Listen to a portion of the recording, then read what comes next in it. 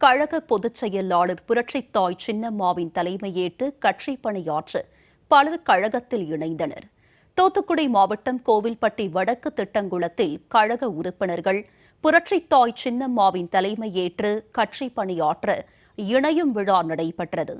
கோவில்பட்டி மற்றும் திட்டக்குளத்தைச் சேர்ந்த மாற்றுக் கட்சியைச் சேர்ந்தவர்கள் எஸ்.டி. கபிலரசன், மாரிமுத்து ஆகியோர் தலைமையில் கழக உறுப்பினர்கள் ஏராளமானோர் கழக பொதுச் செயலாளர் புரட்சித்தாய் சின்னம்மாவின் தலைமையேற்று இணைந்தனர்.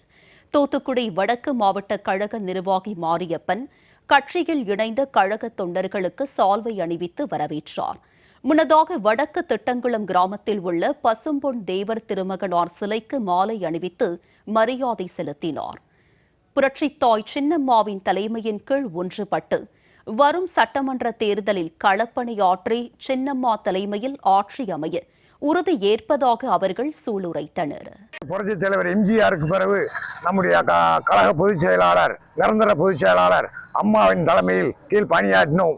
இன்னைக்கு அம்மா மறைவுக்கு பிறகு நாங்கள் அனைவரும் கழக தொண்டர்களும் இந்த கிராம மக்களும் புரட்சி தாய் சின்னம்மா தலைமையில் பணியாற்றுவோம் என்று அம்மாவினுடைய மறைவுக்கு பிறகு சின்னம்மா இந்த இயக்கத்தை நடத்த வேண்டும் என்று சொல்லி நாங்கள் நீண்ட நாளாக காத்திருந்தோம்.